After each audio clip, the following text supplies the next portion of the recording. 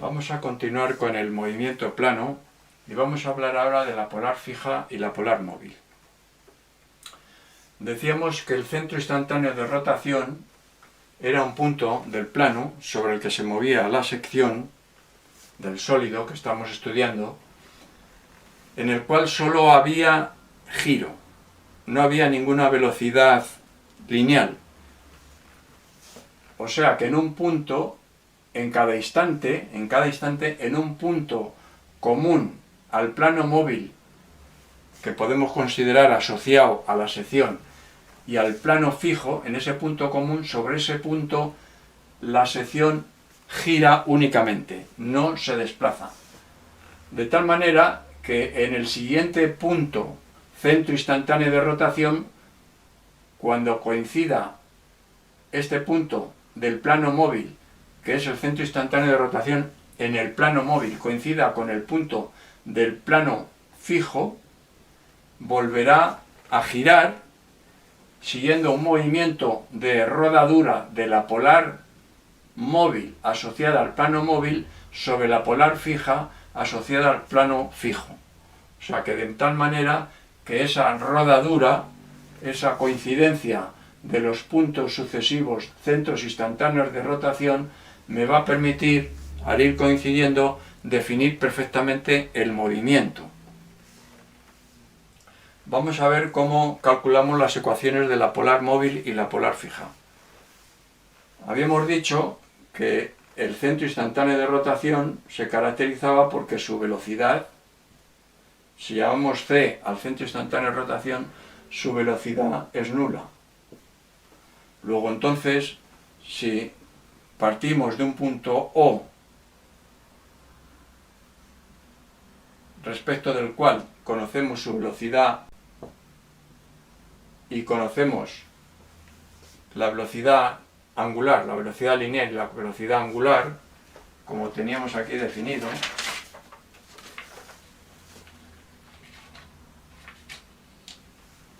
en vez de P, que habíamos definido la ecuación Vp a partir de la velocidad V sub O y omega,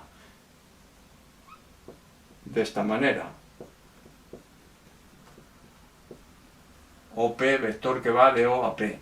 Si ahora lo hacemos para el punto O y el punto VC, seguimos con la V sub O, pero en vez de punto P lo vamos a llamar C.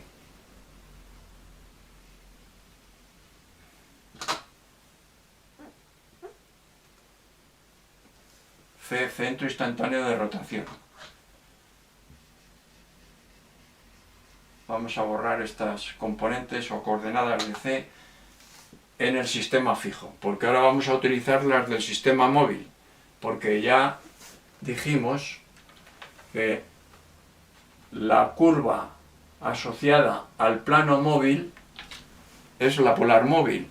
Luego tenemos que definir los puntos de C respecto de las coordenadas del sistema asociado al plano móvil o a la sección móvil, que son el de versores I, J y coordenadas X minúscula y minúscula.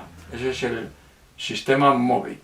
Y el fijo son coordenadas X mayúscula y mayúscula y versores I sub 1, J sub 1. El versor K es ortogonal a los dos sistemas, puesto que los dos sistemas están en el mismo plano, el móvil y el fijo. Bueno, pues esto, como hemos dicho ya, es el vector nulo. Luego ahora vamos a utilizar para calcular la polar móvil, vamos a utilizar coordenadas en X pequeña y pequeña, X minúscula e Y minúscula. Vamos a ver las componentes de V sub O.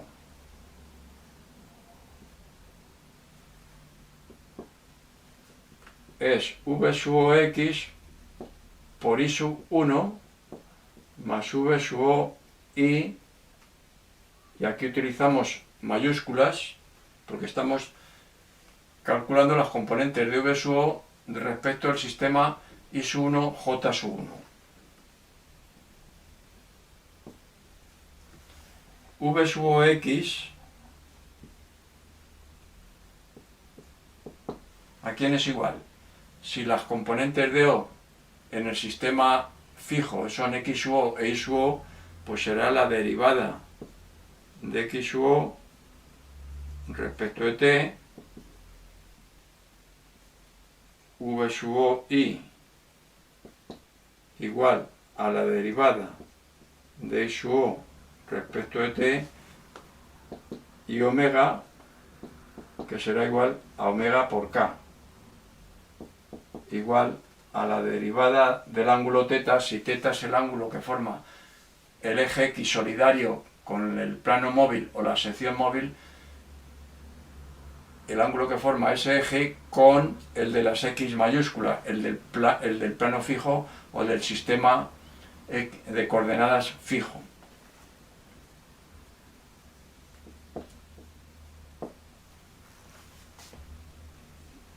Vamos a ver ahora las componentes de OC. Las componentes de OC, del vector OC, en el plano móvil, en el que hay versores I y J, ¿cuáles serán? Pues serán X minúscula por I más I minúscula por J. Pero si utilizamos componentes en I sub 1, J sub 1, tenemos que proyectar las dos componentes x, y sobre los ejes x mayúscula y mayúscula. Entonces, esta será la componente OC sub x mayúscula, que será igual ¿a quién? Pues a la componente x minúscula por el coseno de θ menos y minúscula por el seno de θ.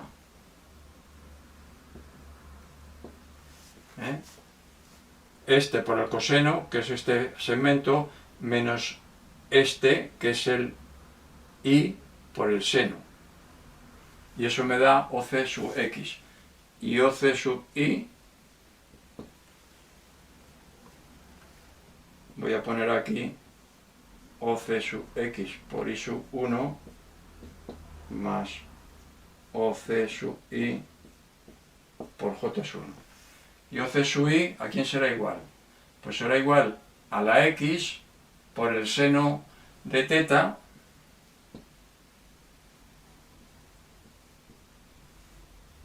x por el seno de θ, que es este segmento, más I, que es este, por el coseno de θ, que es la parte que le falta para completar la OC sub I.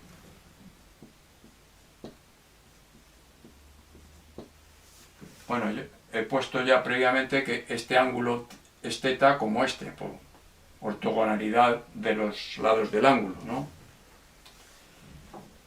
Bueno, pues entonces ya no tengo más que sustituir en la ecuación que me define el centro instantáneo de rotación en componentes con x minúscula e y minúscula que me definirán la polar móvil. Que vamos a poner aquí dibujada. La polar móvil, curva obtenida con los centros instantáneos de rotación referido al sistema de ejes móvil. Sustituyendo, ¿qué tenemos? Vamos a borrar esto de aquí ya.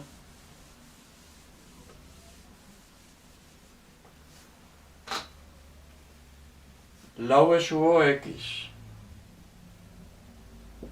por I sub 1 más V sub O y por J sub 1 más omega por K, que multiplica vectorialmente a OC x por I sub 1 más OC y por J sub 1. Esto igual a 0 vector. Vamos a hacer los productos vectoriales K por I sub 1 y K por J sub 1, como ya hicimos en alguna otra ocasión anteriormente. K por I sub 1, ¿cuánto vale? K por I sub 1 Si aplicamos la regla sacacorchos, lo que tengo es la J sub 1. Luego vamos a ponerlo ya aquí directamente. Este producto vectorial sería de K por I sub 1 sería el J sub 1. Y el K, que he borrado aquí, por J sub 1, K por J sub 1, si aplico la regla sacacorchos, lo que tengo es menos I sub 1. Luego ya borro esto y aquí voy a tener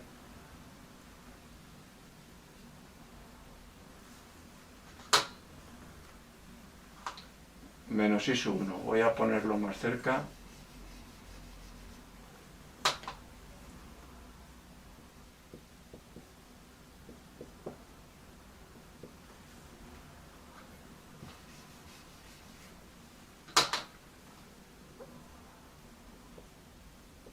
Menos I sub 1 igual a 0 vector. Bueno, pues ahora vamos a utilizar las ecuaciones escalares igualando en I sub 1 a 0 y en J sub 1 a 0. Vamos a las componentes según I sub 1. Como aquí tengo OCX y OCY en X pequeña y pequeña, X minúscula y minúscula, que son las de ejes móviles. Vuelvo a decir, polar móvil es lo que estamos obteniendo. V sub O X es derivada de X sub O respecto de T. Lo voy a poner ya aquí directamente. Más, como tengo aquí un menos del I sub 1, lo voy a poner delante del menos y voy a tener el omega, que hemos dicho que es derivada de teta respecto de t,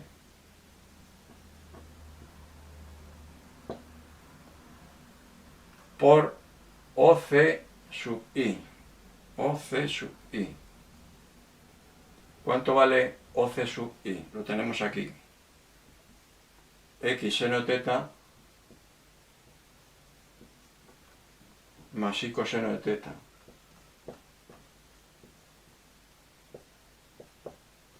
Esto igual a 0. Y ahora vamos a hacer lo mismo con las componentes en J sub 1. La V sub O sub I, que es derivada de I sub 0 y sub O respecto de t.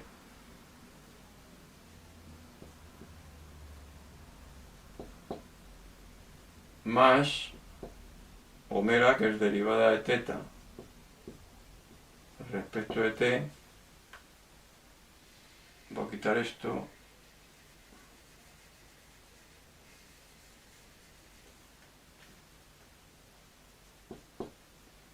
Que multiplica a OC sub X, que es X coseno teta menos I seno de teta.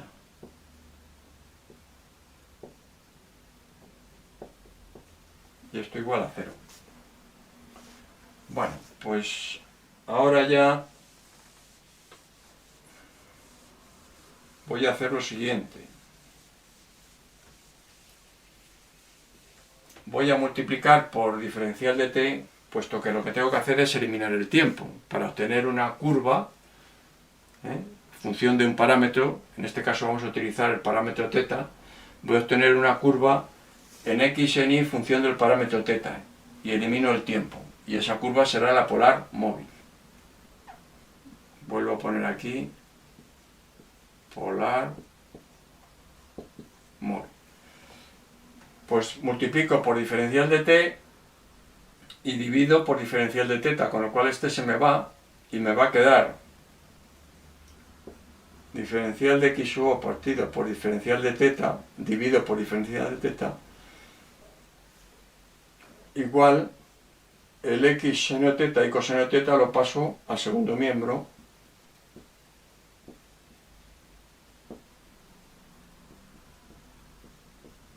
que como está con signo menos, pasa al segundo miembro con signo más. La segunda ecuación voy a hacer lo mismo, multiplicar por diferencial de θ y dividir por diferencial de θ y pasar el paréntesis al segundo miembro. Me va a quedar x por coseno de θ. Este pasaría con menos. Voy a poner el menos aquí. Lo podría poner aquí a todo el paréntesis o aquí en este lado. Lo voy a poner aquí delante. Menos i seno de θ. Bueno, pues ya de aquí puedo despejar la x y la y, son dos ecuaciones con dos incógnitas. Si multiplico la primera por seno y la segunda por el coseno, ¿qué me queda? Y sumo, me queda x por seno cuadrado de θ, si multiplico la primera por seno y la segunda por coseno, más x por coseno cuadrado de θ.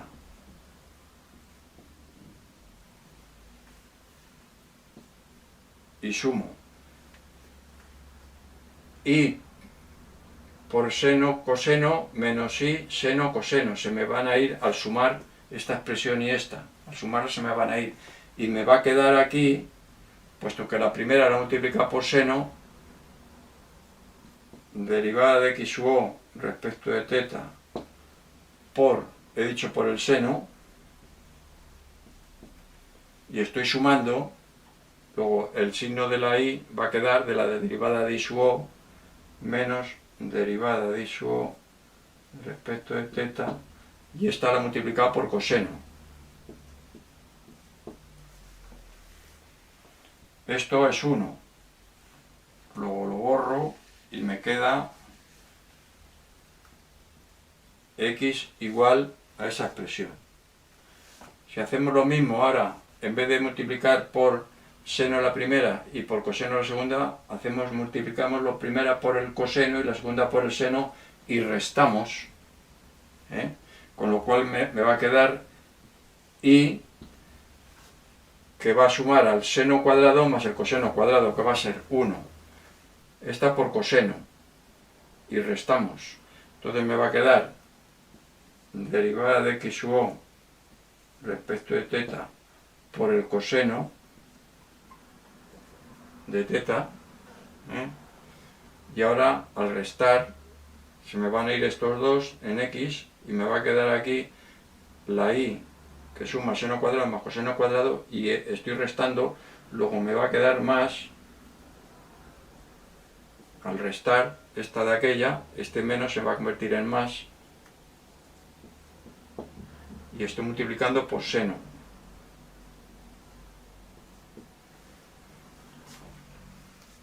X, función de θ y función de θ. En ambos casos, un parámetro es el que utilizamos para definir la curva correspondiente a la polar móvil, el parámetro θ. Bueno, pues ahora vamos a hacer lo mismo con la polar fija.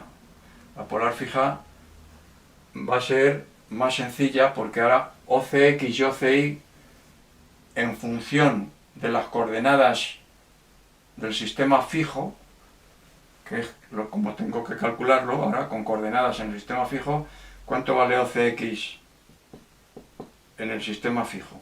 Pues es, si las coordenadas de C son X grande, que son las variables, las dos coordenadas variables, y las de O son X sub O e Y sub O, que tengo aquí. Luego la OCX será X menos X sub O, ¿no? Las coordenadas de O. Y la componente OC sub I será I menos I sub O, mayúscula, porque estamos hablando ahora del sistema fijo. Luego entonces, si ahora lo que hacemos es sustituir aquí OCX y OCY en función de estas componentes, pues voy a tener unas dos ecuaciones en coordenadas del sistema fijo, X mayúscula y mayúscula, que van a ser las coordenadas de los puntos del centro instantáneo de rotación en la polar fija. Luego ahora vamos a poner polar fija aquí, para recordar lo que estamos haciendo.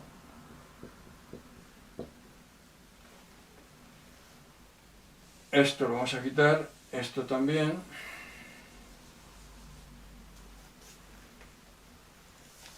Esto vamos a poner aquí polar móvil.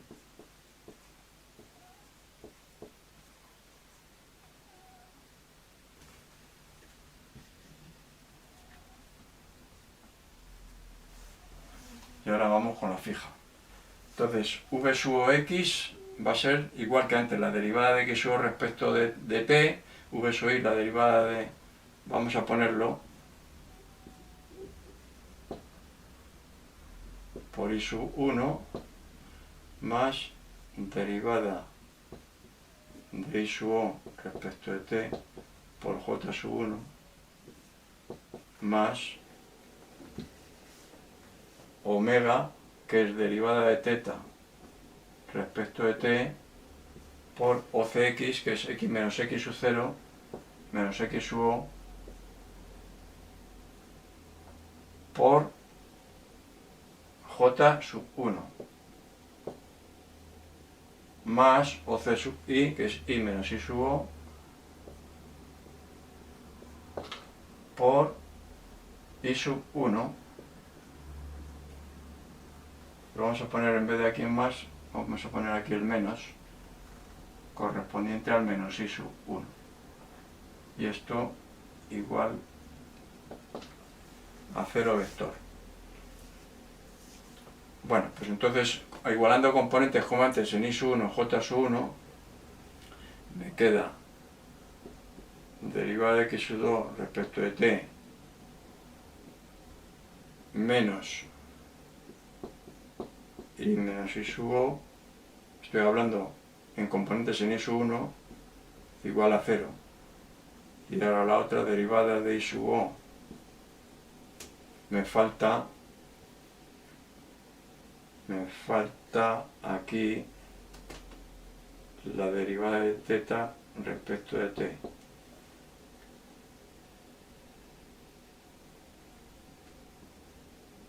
Menos derivada de y sub o respecto de t más derivada de teta respecto de t por x menos x sub o igual a 0.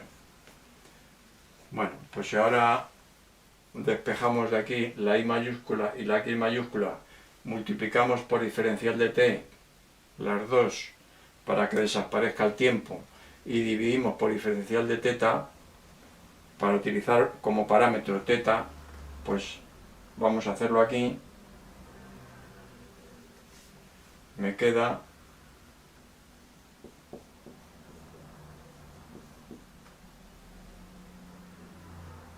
igual a i menos y sub o. Y aquí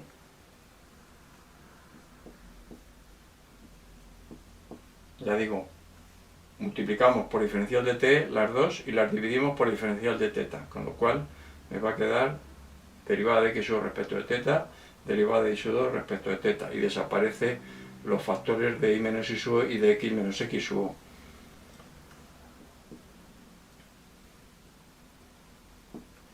Pongo el menos aquí porque lo paso esto al segundo miembro.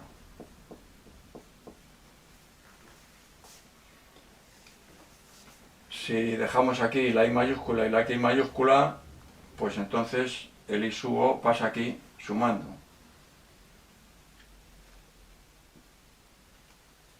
Y aquí me queda la i. Y haciendo lo mismo con la x, me queda aquí la x y la x sub o pasa aquí sumando.